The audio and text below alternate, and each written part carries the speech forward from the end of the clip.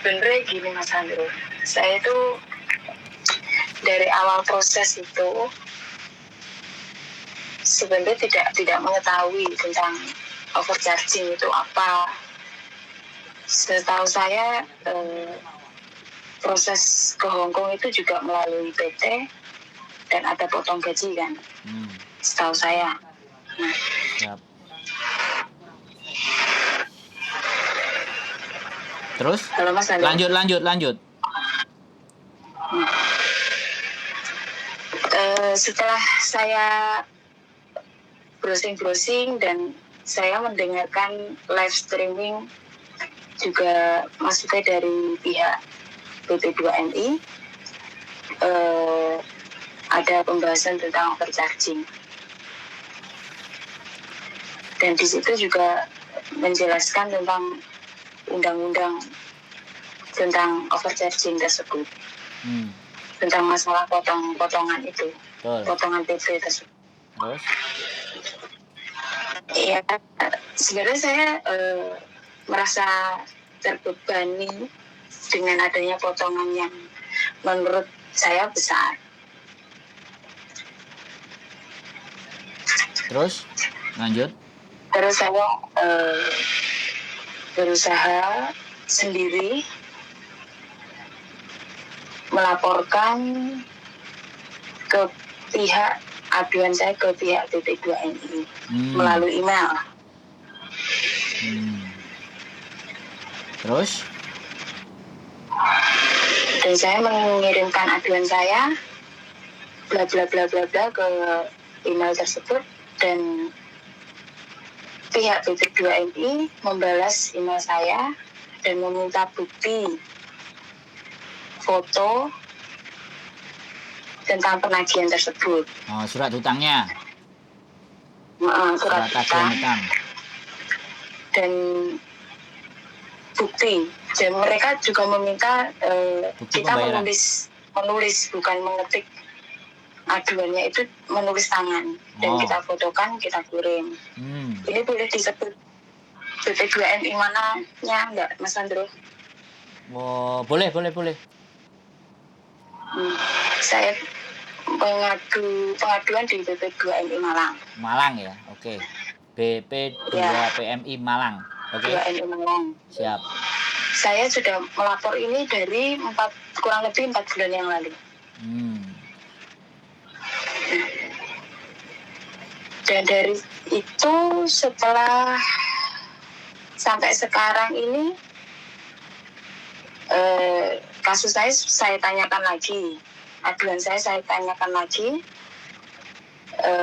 Mereka menjawab katanya kasus saya ini sudah ditangani sama BP3MI pusat.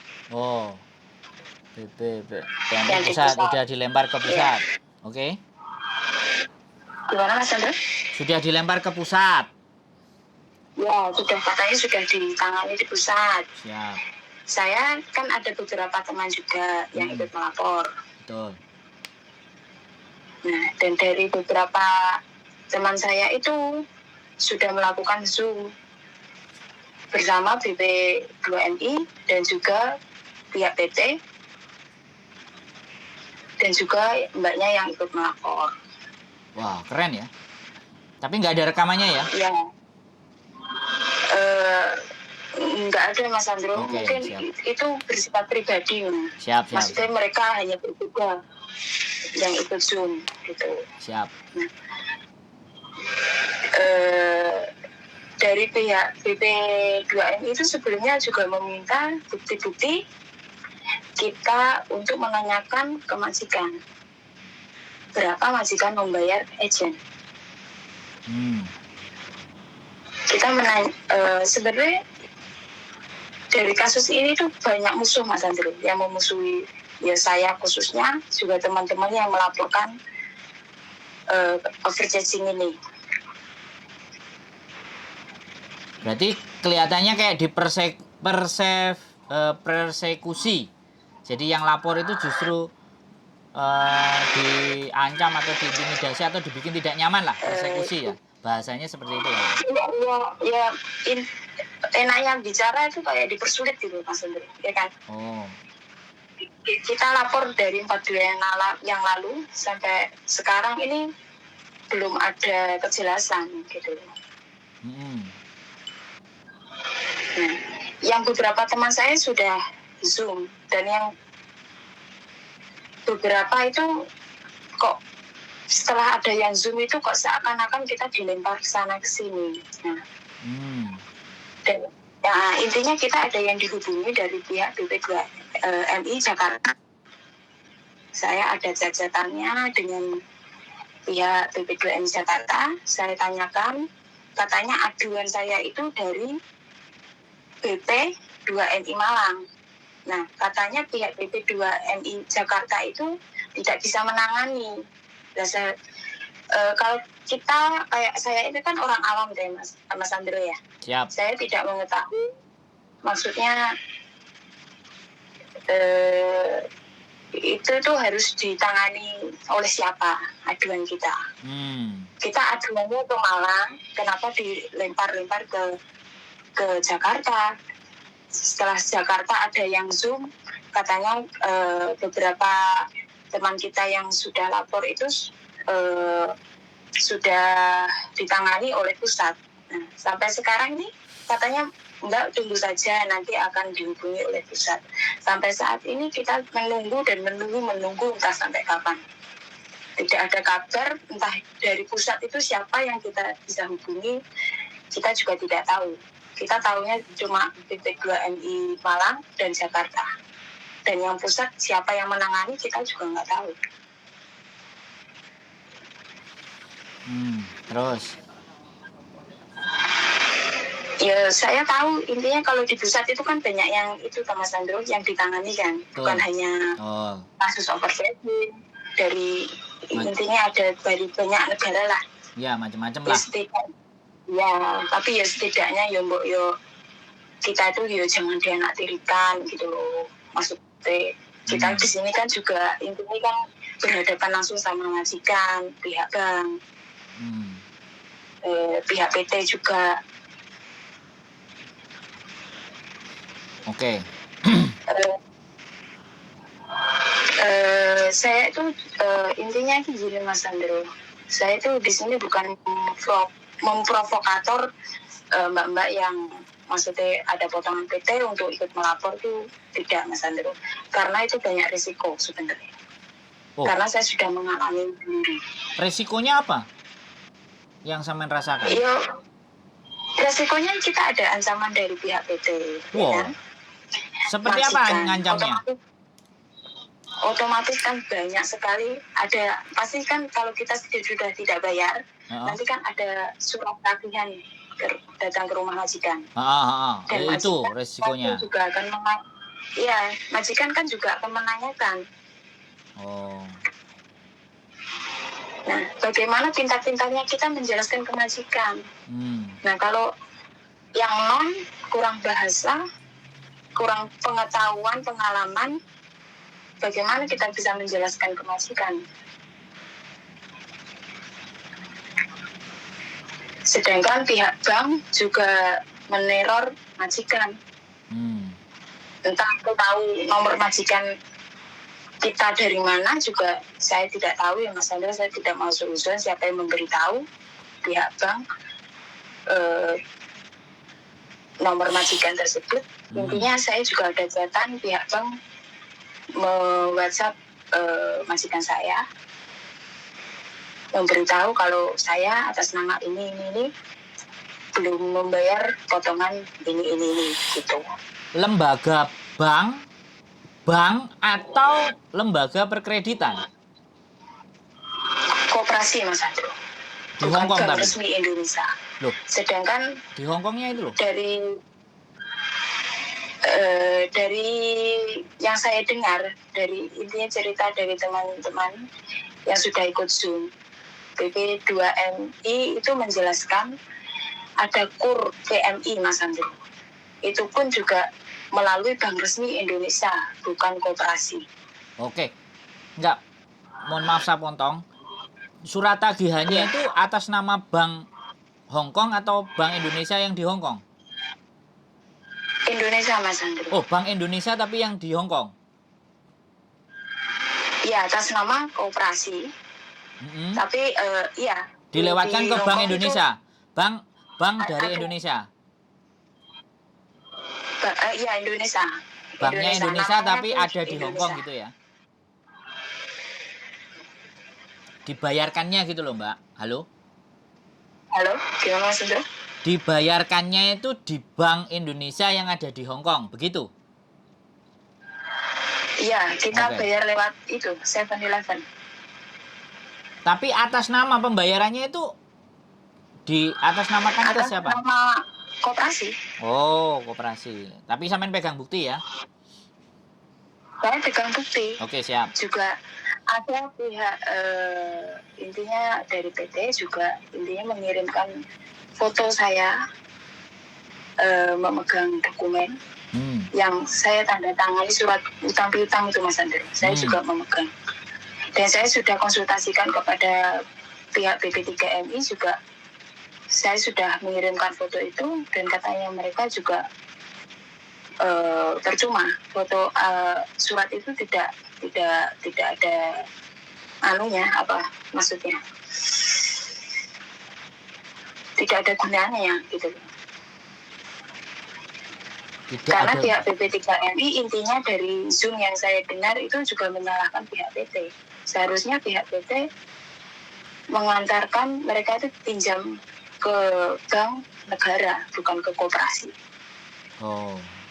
Jadi diberikan ke pihak berikutnya, pihak ketiga. Jadi sampean, PT, terus pihak ketiga koperasi tadi.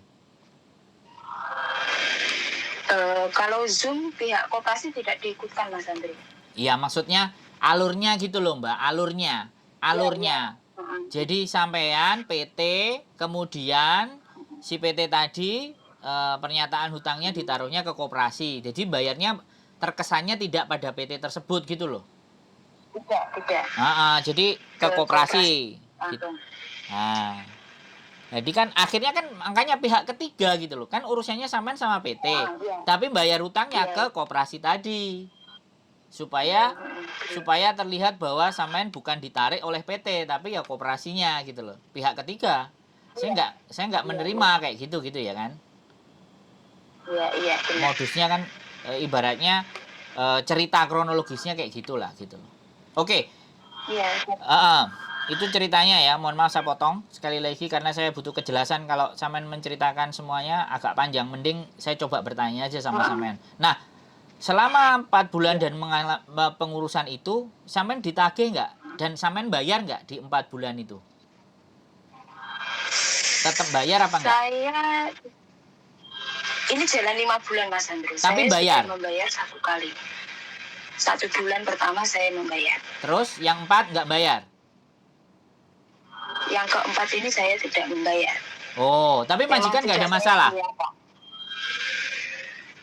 Halo Mbak? Ya. Sekarang fokus ke pertanyaan saya ya Mbak. Yang keempat. Halo? Kelihatannya suaranya telat. Ya, halo. Artinya yang 4 itu sampean nggak membayar? Tidak. Nah, tapi majikan juga ditelepon sama penagih hutangnya? Iya. Iya, tapi majikan nggak ada masalah? Kooperatif sama sampean? Saya tidak ditelepon Mas Andrew, tapi pihak bank menelpon majikan saya. Oh, lah iya. Majikan saya. Makanya saya tanya. Dan juga ada surat penagihan beberapa kali datang ke alamat majikan saya. Oh, tanggapannya majikan bagaimana? Tanggapan majikan sebenarnya yang menanyakan ini bagaimana dan saya juga menjelaskan ke majikan. Tapi oke. Dia nggak diintimidasi majikan atau di kamu gini gitu nggak ada. Ada beberapa kalau majikan saya itu mendukung saya Mas Andrew. Nggak, maksudnya WhatsApp-nya ke majikan itu loh, tidak ada nada-nada yang intimidasi atau ngancam atau apa gitu, nggak ada. Tidak, cuma pemberitahuan bahwa CC-mu utang. Bahwa saya itu berarti aman gitu loh. Maksudnya WhatsApp-nya itu aman, kalimatnya nggak ekstrim gitu loh. Enggak, cuma menanyakan apa benar CC ini masih ada tinggal di alamat majikan gitu. Terus itu kalau ada kalau nggak salah bahasa Inggris itu kayak ada tulisan debt collector, intinya ada seperti itu. Tapi majikan saya itu kooperatif dengan saya, maksudnya intinya dia memahami lah kalau saya itu mau speak up. Dan majikan saya menyarankan, kenapa kamu tidak lapor polisi saja? Kata majikan saya seperti itu. Terus saya bilang, saya sudah melaporkan ke pemerintahan Indonesia, saya bilang begitu. Indonesia itu tidak seperti Hong Kong. Kalau Hong Kong kita lapor, besok langsung bisa ditangani. Kalau Indonesia itu sampai berbulan-bulan. Oke. Ya susah lah ngomongnya Mas Andro bagaimana. Oke. Tapi intinya gini ya, intinya sampean nggak bayar di 4 bulan, cuman bayar 1 bulan aja, dan sampean masih belum tahu kejelasan persoalan sampean ini sampai bagaimana dan seperti apa, ya gitu ya. Ya, tapi sampean. Tapi sampai saat ini bulan kemarin itu sudah tidak ada surat penagihan yang datang lagi. Oke. Jadi, tapi perasaan sampean merasa bahwa ini sebenarnya kejelasan masalahku bagaimana, kan kayak gitu tuh. Itu kan sampean tanyakan. Saya hanya itu saja, dan saya ingin menanyakan ke pihak BP2MI tersebut yang menangani saya. Dan intinya kan dokumen saya semuanya kan masih ada di PT, Mas Andro. Oh ya, kan karena mereka masih menyita ya, masih menjadi barang jaminan. Ya. Oke. Ya sudah. Saya ingin, kalau yang sudah ikut Zoom itu kan sudah dikasih penjelasan pengembalian dokumen dan pengembalian beberapa biaya. Oh. Kalau yang tapi sampean belum ya? Beberapa kali. Sampean belum dipastikan. Ada pengembalian uang. Oh. Iya. Oke. Keren ini berarti kan. Kalau ada itu dari pihak PT pun, dari yang masih ada karantina itu kan majikan membayar mahal kan Mas Andro kan. Betul. Dan setelah tidak ada karantina kan normal. Ya sekitaran membayar nominal 16 ribuan lah. Nah, kalau yang masih karantina kan 20 ribu lebih ya Mas Andro ya. Itu yang mungkin yang tidak dimengerti oleh pihak BP3MI. Pihak BP3MI kan menyuruh pihak PT untuk menulis berapa perincian kita proses di PT, di waktu ya sekitar selama proses di PT itu berapa perincian semuanya, pasporan, TAP semuanya lah. Nah, setelah di total itu yang berangkat pas waktu corona dan ada karantina itu majikan ada kwitansi 20 ribu lebih. Nah, itu ada beberapa yang dikembalikan. Yang sudah dibayarkan ada pengembalian. Nah, dan yang sedangkan yang setelah corona, yang berangkat setelah corona sudah tidak ada karantina, seolah-olah PT itu bilang tuh kalau kita harus masih membayar beberapa uang gitulah Mas Andro.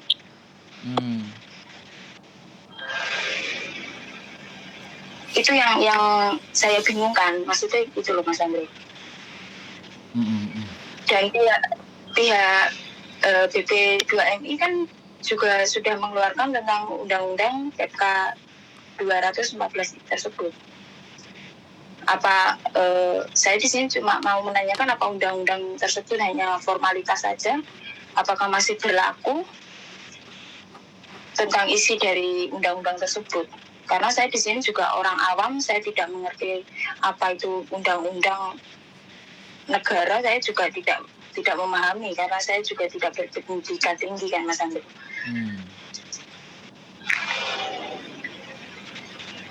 Kalau menurut Mas Andro bagaimana?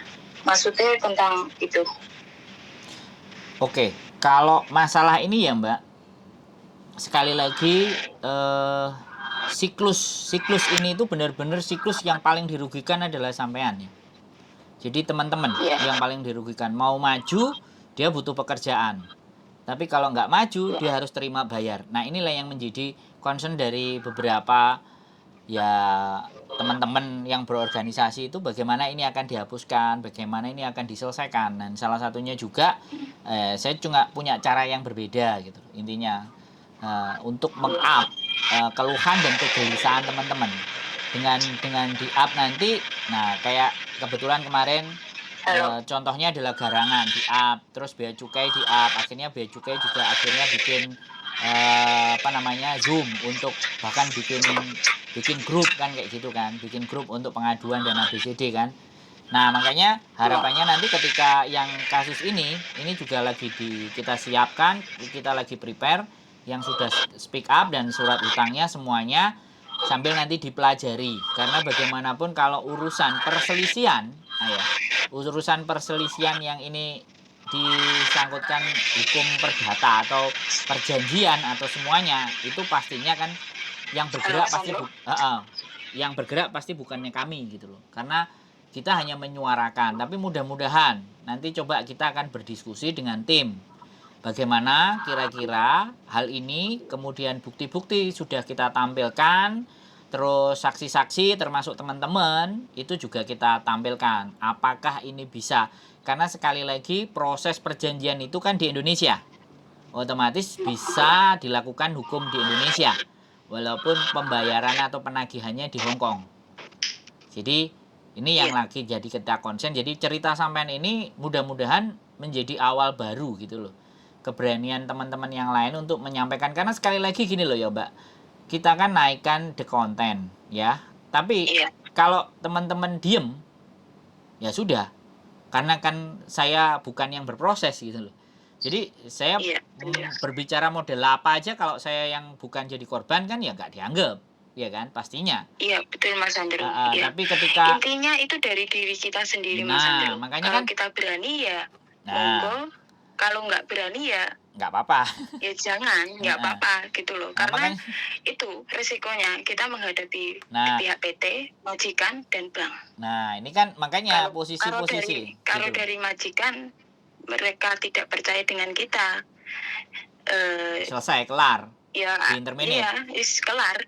Dan menyusahkan diri sendiri kan. Kamu itu satu ada kamu di interminate mungkin, karena majikan kan juga banyak yang itu tidak mau ribet lah Mas Andrew kan. Betul, karakter Hongkong pasti nggak mau diributkan. Aku mau cari CC, aku mau kerja baik-baik, aku nggak mau ada debt collector, ada surat hutangan macam-macam ABCD lah.